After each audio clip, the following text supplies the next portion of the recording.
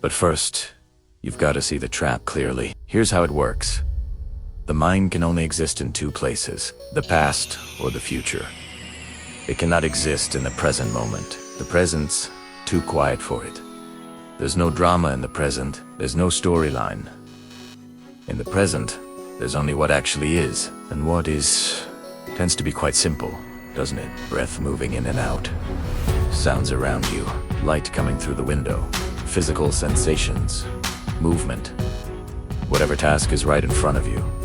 But your mind absolutely hates simplicity. It craves complexity because complexity makes it feel important, like it's doing something useful. So it drags you backwards into the past. Remember how they treated you? Remember that time you failed. Remember that embarrassing moment. Remember what you should have said. And it drags you forward into the future. What if you lose everything? What if they reject you? What if you get ill? What if you waste your entire life, and whilst you're time traveling between yesterday and tomorrow, actual life is happening right now, and you're missing the whole bloody thing? You call it being busy, but you're not busy. You're absent. Your body's present, going through the motions. Your mind's like a dog that slipped its lead, running wild. And you wonder why you can't focus on anything. Why you can't stick to anything consistently. Why you can't feel joy even when good things are happening. It's because joy only exists in the present moment. Peace only exists in the present moment. Love only exists in the present moment. You can't think your way into peace. You can only come back to it. Let me give you a harsh truth that you need to hear. If you can't control where your attention goes, you can't control your life. Your attention is the most valuable currency you've got. Wherever it goes, your life follows. If your attention's always stuck inside your head, your life will be small, cramped, anxious, and repetitive. Even if you travel the world, even if you make money, even if you've got people around you, because you'll be carrying that prison with you wherever you go. So what do we actually do about this? We start where most people refuse to start, with their body, because your body is always in the present moment. Your mind can lie through its teeth. Your body cannot. Your mind says, I'm fine. Everything's fine. Whilst your shoulders are up by your ears and your jaws clenched tight, your mind says, I don't care about this. Whilst your stomach's churning, your mind says, I'm strong. I can handle it. Whilst your breathing's shallow and rapid like a frightened animal, your body tells the truth, and the moment you return to your body, you return to reality. Try this right now whilst you're listening. Don't make it spiritual or complicated. Just feel your breath. Not think about your breath. Feel it. Where do you notice it most clearly? In your nose? In your chest? In your belly? Now, notice something the moment you actually feel the breath. Even for just 1 second, your mind gets quieter. Why is that? Because your attention can only be in one place at a time. If your attention's on the physical sensation, it's not caught up in the story. This is the doorway out. You think you need to solve your entire life.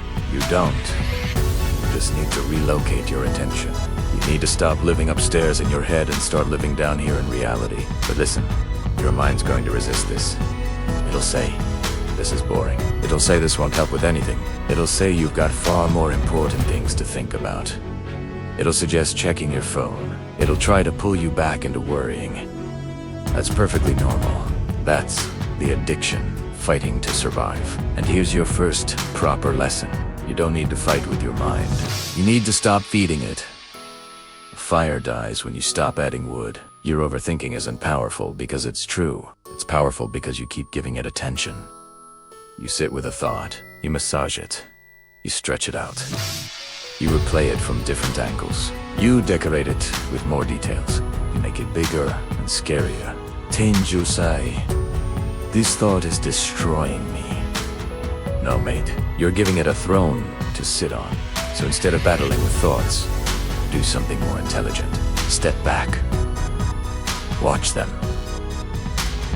Label them. There's thinking. There's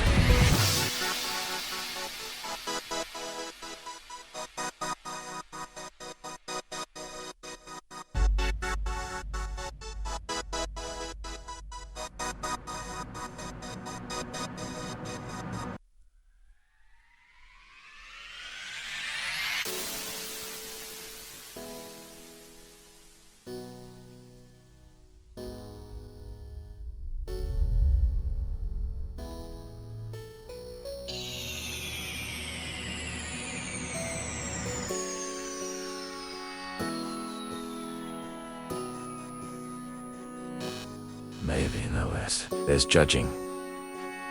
There's remembering. There's planning. Then return to the breath. Return to physical sensation. Return to what's actually in front of you. Again and again and again. This is discipline, not motivation. Motivation comes and goes like the weather. Discipline is training. Discipline is repetition. Discipline is devotion to what's real. And slowly, something starts to happen. You begin noticing there's space between you and your thoughts. You start noticing that a thought can be screaming at you, and you can still move. A thought can threaten you, and you can still take action. A thought can criticize you, and you can still stay calm.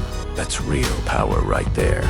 Because a weak person isn't someone with bad circumstances. A weak person is someone who's completely controlled by their inner noise. A strong person is someone who can hear all that noise and choose not to obey it. Now let me take you deeper, because this is where everything properly changes. Most people live in their heads because they're terrified of feeling. They use thinking as a shield against emotion. They don't want to feel sad, so they analyze why they're sad. They don't want to feel afraid, so they plan endlessly to avoid the fear. They don't want to feel ashamed, so they blame others inside their head. They don't want to feel lonely, so they scroll through their phone. They don't want to feel uncertain, so they constantly seek reassurance from others. But here's the thing. You cannot think your way out of a feeling. You can only feel your way through it. This is precisely why your mind keeps looping, because you're avoiding the direct experience of the emotion. Your mind's eyes. Let's talk about it. Let's analyze it. Your body says please, just feel it, and let it move through. And until you actually feel it, it stays trapped inside you. So next time you catch yourself stuck in your head, ask this simple question. What am I refusing to feel right now? Be brutally honest. Is it fear? Is it disappointment? Is it grief? Is it anger? Is it embarrassment? Is it the ache of not being where you want to be in life? Don't answer with another story. Answer with the body. Where is it sitting in your chest? In your throat? In your stomach? In your face? In your shoulders? Now here's the moment most people run away. Stay.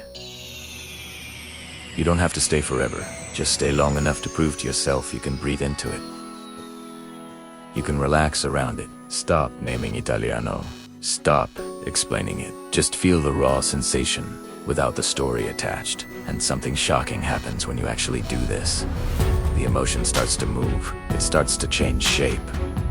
Because emotion is literally energy in motion. It's not a permanent identity. It only becomes permanent when you trap it with thinking. When you stop thinking about it and start feeling it, the energy completes its natural cycle. Then you're free. And this freedom isn't some philosophical concept. It's physical. Your shoulders drop. Your breath deepens. Your eyes soften. Your mind clears. And then you realize something profound. You didn't need to solve your whole life. You just needed to stop resisting what was already there. Now I know what your mind's doing right this second. It's saying, all right, that's all well and good. But what about my actual problems? My job, my family, my future, my goals? Good question. Let's address that properly. Living in your head doesn't make you productive. It makes you late for everything. Because overthinking looks like work, but it produces absolutely nothing. It's mental masturbation. Busy, exhausting, and completely empty. If you want actual results, you need clarity. If you want clarity, you need presence. If you want presence, you need to stop feeding your mind when it's spinning in circles. Here's a rule that'll change everything. When your mind gets noisy, do something physical. Stand up. Wash your face. Walk somewhere. Stretch your body. Clean something. Write one single sentence. Do one press up. Make your bed. Drink a glass of water. Take a cold shower if you can manage it. Why does this work? Because your mind is weak against action. Thinking is powerful when you're sitting still. Action breaks the spell completely. Most people sit there negotiating with their mind. They try to feel ready. They wait for confidence to magically appear. They wait for the perfect plan, and the mind absolutely loves that because it keeps you safe and small. But action is dangerous to the mind's control over you. So next time your mind says, I don't know what to do, Answer with this. Do the next obvious thing.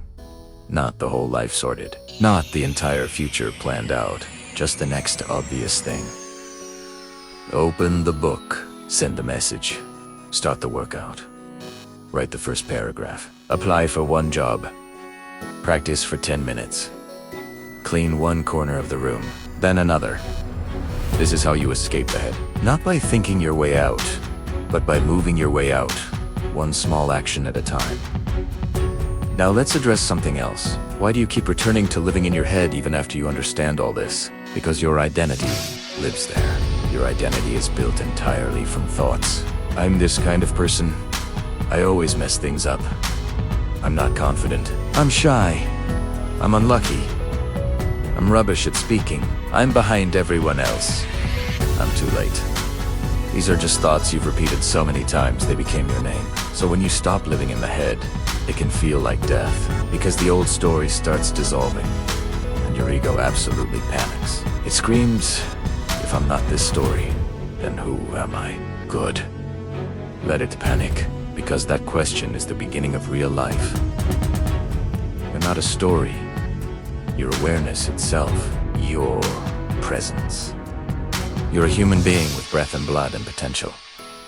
A story is only useful if it serves you. If your story makes you smaller, throw it in the bin. But it feels true, you say.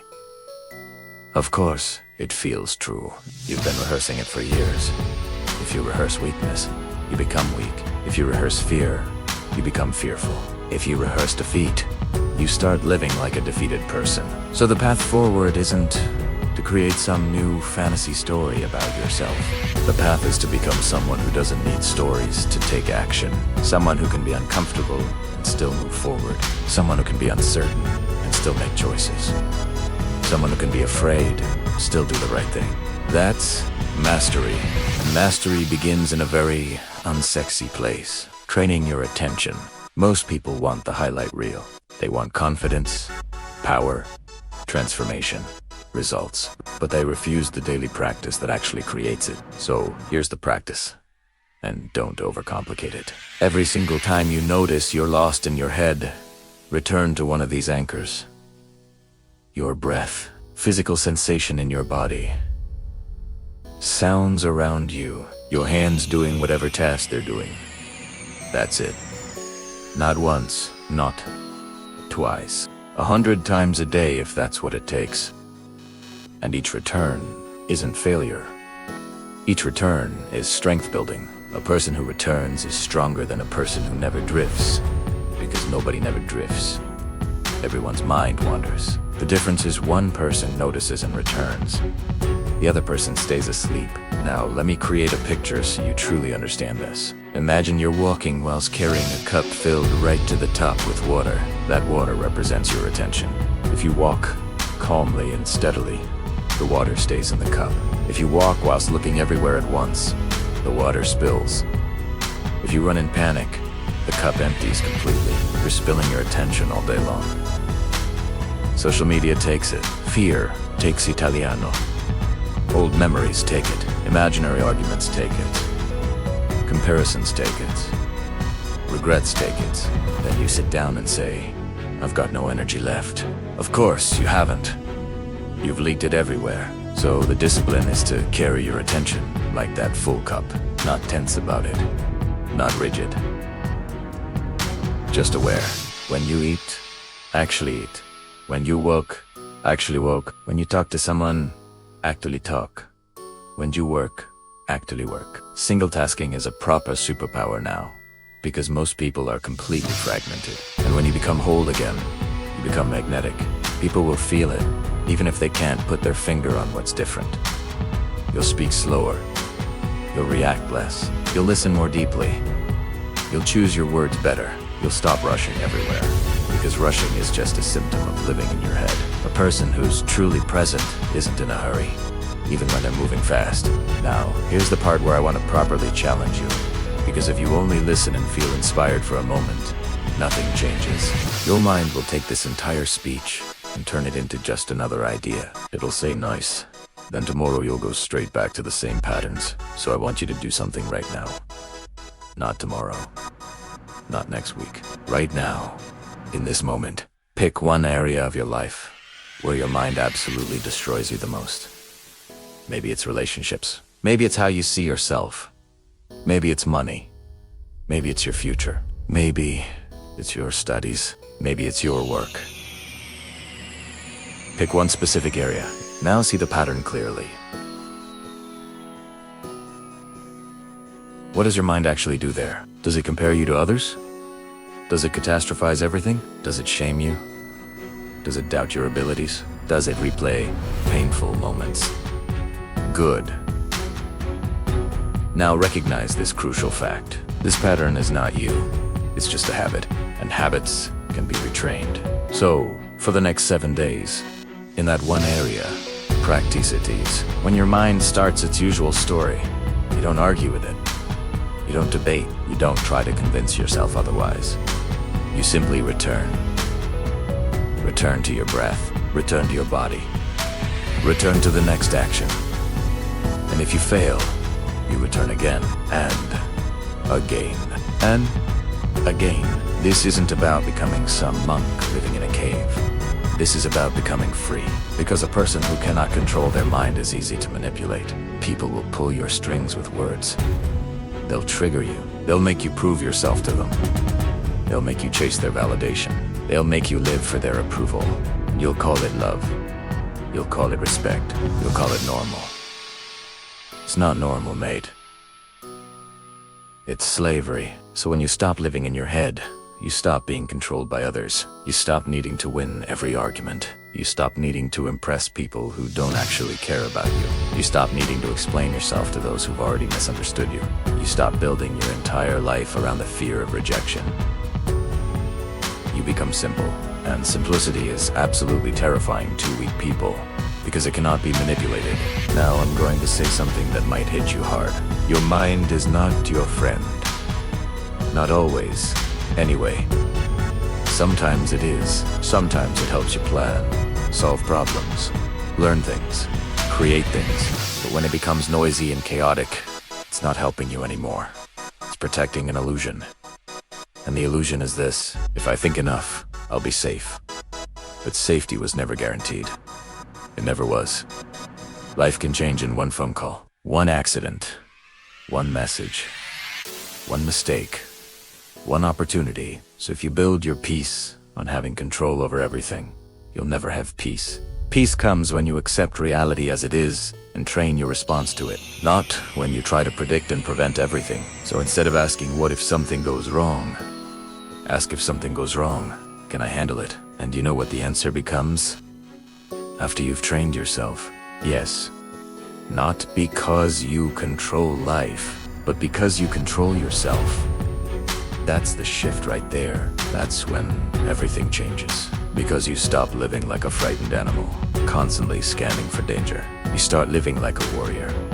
Calm, alert, present, ready. And a warrior isn't someone who's angry all the time.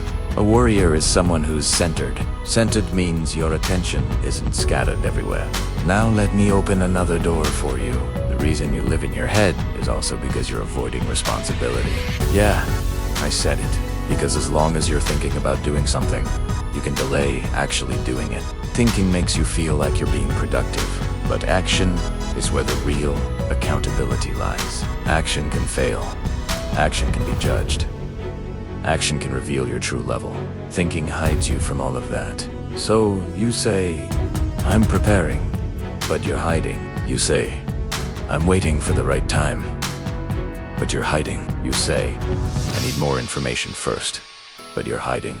The mind is clever like that. It'll use logic to protect fear.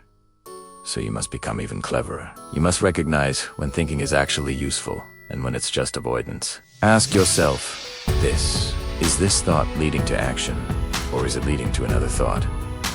If it leads to another thought, stop. Return to your breath. Do the next action. If it leads to actual action, do it. That's how you use the mind as a tool instead of being used by it. But sometimes I need to plan things, you might say. Yes, absolutely. Plan with clarity, not anxiety. Plan at a specific time. Write it down, make your decisions, then stop. Do not carry the planning around with you all day like some heavy bag. Because planning without execution is just worry wearing a suit. Now let's talk about relationships. Because this is where living in your head absolutely destroys you. You create entire films about people inside your imagination. They didn't reply fast enough. Your mind says they hate you. They looked away. Your mind says you're not respected. They spoke sharply. Your mind says you're being attacked. And before you know it, you're angry at someone for something that only happened inside your head. So the practice is exactly the same. Return to facts. What did they actually say? What did they actually do? Not what you assumed. Not what you feared. Just the facts. A present person deals with facts. An anxious person deals with interpretations. And interpretations are endless, mate. So when you stop living in your head, you stop punishing yourself with assumptions. You start asking simple questions. You start actually communicating. You start seeing clearly. And you also start seeing another truth. Not everything needs a reaction from you. Some people want your attention. They provoke you deliberately to get it. If you live in your head, you'll bite every single hook. You'll argue. You'll defend yourself. You'll explain. You'll try to win. But a present person sees the hook clearly and just smiles. Says nothing. Moves on. This isn't weakness. This is mastery. The biggest enemy isn't other people. It's the constant self-talk running in your head. You talk to yourself in a way you'd never talk to a friend. You insult yourself. You shame yourself. You threaten yourself. You call yourself lazy, stupid, behind everyone else, worthless. Then you're wondering why you lack confidence. Confidence isn't something you find lying around. Confidence is something you build by keeping promises to yourself and by speaking with integrity inside your own mind. So here's a practice that'll change your life if you actually do it. When you catch harsh self-talk happening, don't replace it with fake positivity. Don't lie to yourself. Replace it with direction instead. Instead of "I'm useless," say "What's the next step?" Instead of "I'm not enough," say "Train harder." Instead of "I can't," say "Try for 5 minutes." Instead of "I'm behind," say "Start now." Direction is stronger than motivation. Direction brings you back to reality. Now, I'm going to create one more moment for you. Imagine you're in a room that's absolutely full of noise. People shouting, music blaring, phones ringing constantly. You can't think clearly. You feel completely overwhelmed. That room is your mind. Most people try to fix it by shouting even louder. More thinking, more planning, more arguing with themselves, more stimulation. But the solution isn't to be louder. The solution is to step out of the room entirely. How do you step out? You come back to your breath. You come back to physical sensation. You come back to feeling your feet on the ground. You come back to the present moment, and the room becomes quiet, not because the noise actually stops, but because you're no longer trapped inside it. This is why meditation isn't some luxury for hippies. It's hygiene for your mind. You brush your teeth every single day, but you never clean your mind. Then you wonder why you feel dirty inside. So even if you're busy, even if you've got responsibilities piling up, give yourself small moments of training. 1 minute before you check your phone in the morning, just breathe. 10 breaths before you enter your home, feel your feet. Whilst washing your hands, actually feel the water. Whilst walking, listen to the sounds around you without labeling everything. These tiny returns build a new baseline. And then one day, without any fireworks or fanfare, you notice something. The mind's quieter. You react less to things. You feel more space. Inside, you've got more patience. You stop panicking about everything. And then you realize the world didn't change. You changed. Your relationship to thought changed. You stopped being a prisoner and became a user of your mind. And that's precisely why everything changes when you stop living in your head. Because you finally meet life directly. Not through the filter of fear. Not through the lens of past pain. Not through some future fantasy. Directly. And direct life has real power. It's sharp. It's clean. It's simple, it's sometimes uncomfortable. Yeah, but it's honest, and honesty is peace. Now I want to leave you with one final thing, because this is where people either properly transform or return to their old habits. The mind will never be silent forever. Don't chase permanent silence. Chase skill instead. Skill means you can have thoughts and still be present. Skill means you can feel fear and still take action. Skill means you can be uncertain and still move forward.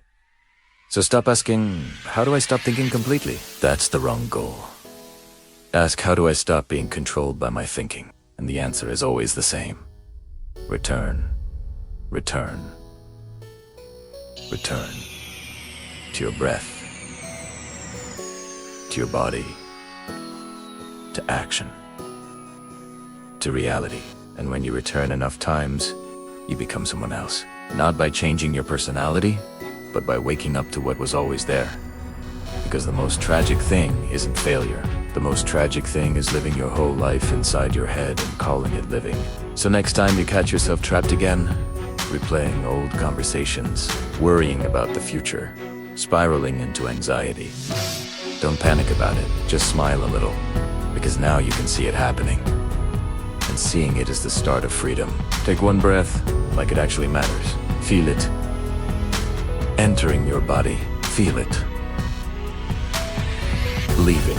Now, look around you. Really look at what's actually here. This is your life. Not the one in your head. This one. Right here. Right now. If this resonated with you, do me a favor. Smash that like button so more people can find this message. Subscribe if you want more content. That'll actually help you break free from mental prison. And drop a comment telling me which part hit you hardest. I read every single one.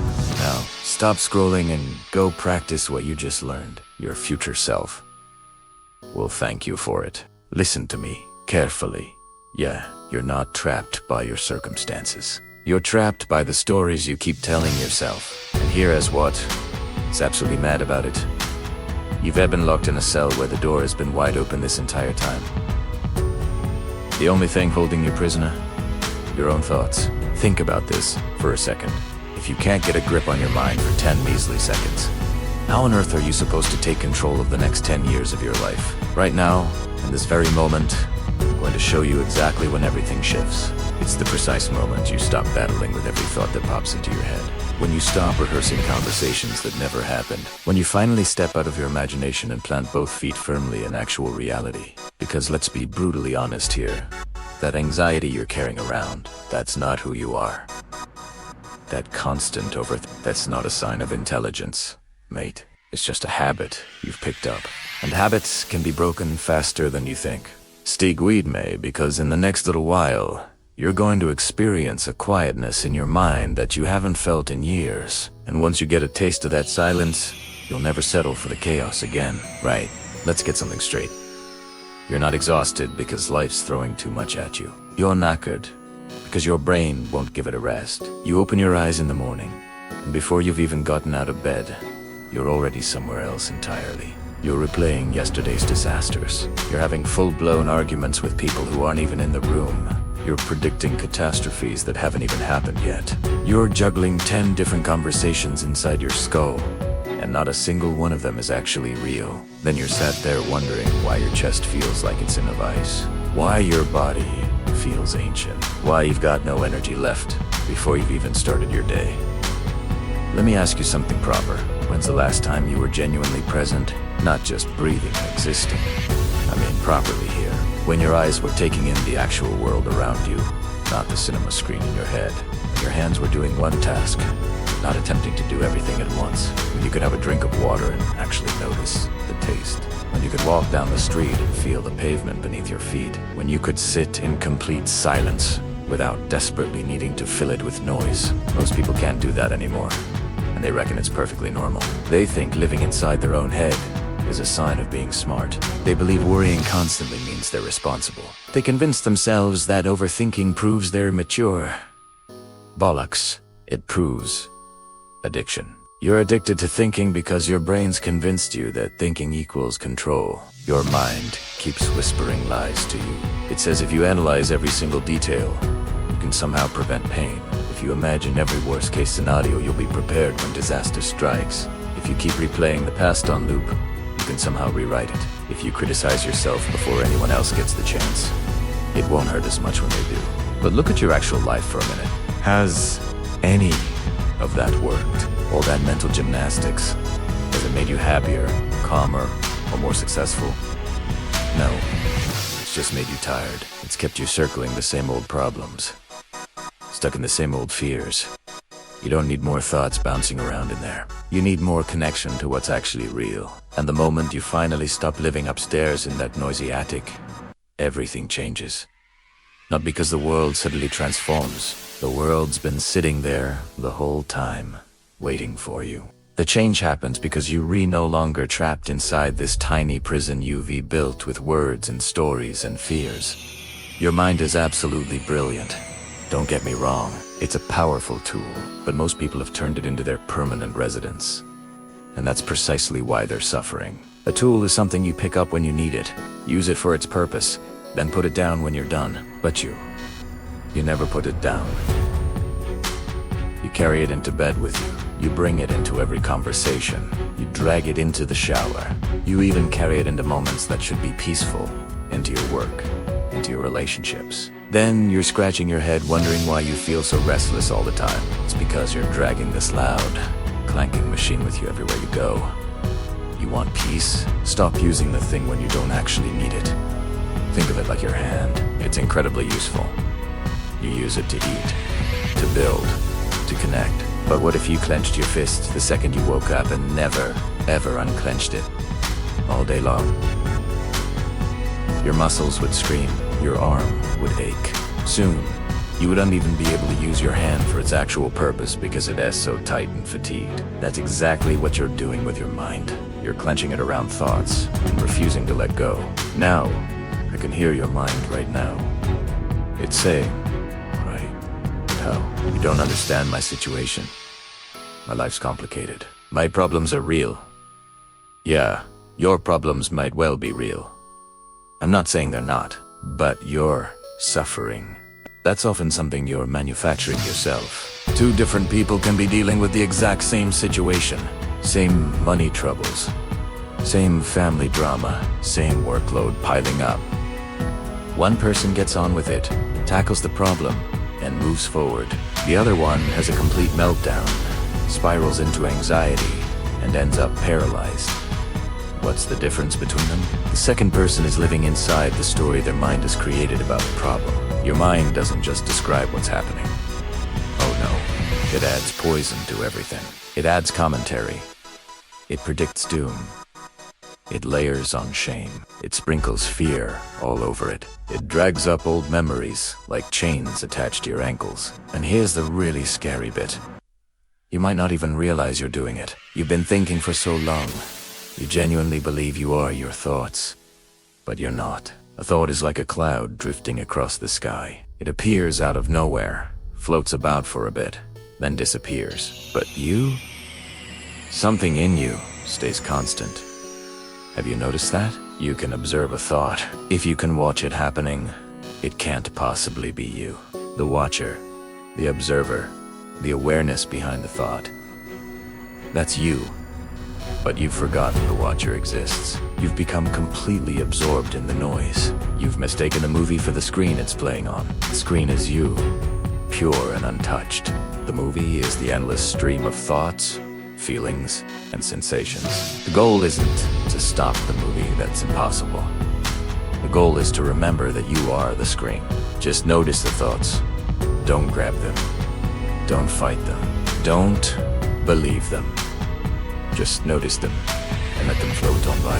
So listen very carefully, because I'm about to tell you something that sounds dead simple, but it's going to make some people proper uncomfortable. Your life isn't hard. Your mind is undisciplined. That's why you overthink everything. That's why you put things off constantly. That's why you stay stuck in the same patterns. Because a mind that's never been trained absolutely loves drama more than it loves truth. It'll create problems even when absolutely nothing is happening. It'll manufacture fear even when you're completely safe. It'll conjure up doubt, even when you're perfectly capable. It'll whisper, "What if they don't like me?" whilst you're sitting alone in your room. It'll scream, "What if I fail?" before you've even started. It'll insist, "I'm not enough," whilst you're still breathing, still alive, still having a chance to do something about it. And then what do? You listen. You treat every single thought like it's a command from on high, like it's a prophecy, like it's solid evidence, like it's the law. It's not. A thought is just a suggestion, and many of your thoughts are absolutely stupid. Yeah, I said it. Stupid. Your mind will suggest eating an entire cake at midnight. It'll suggest telling your boss what you really think. It'll suggest that a noise downstairs is definitely an intruder and not the cat. It's just firing off suggestions based on old programming, fear, and habit.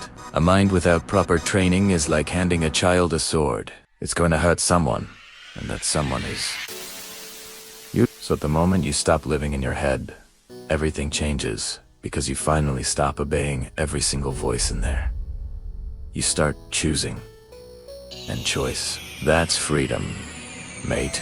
It has the choice to see a thought for what it is, a fleeting mental event and not a binding contract. It's the choice to bring your attention back to your breath, back to the feeling of your feet on the floor, back to this present moment. This is your training ground. Every single second is a chance to practice, to stop clenching that fist, to let go of the story, to step out of the cell with the open door. The peace you're looking for isn't out there somewhere. It's right here, underneath all the noise. You just have to get quiet enough to hear it. Thanks for listening. If tease Alped, give it a share. You never know who needs to hear it. Your time is coming. Keep believing. Keep fighting. Don't just watch. Go out and prove them wrong. Thank you for being part of the journey. If you liked it, please like, comment, and subscribe. Bye.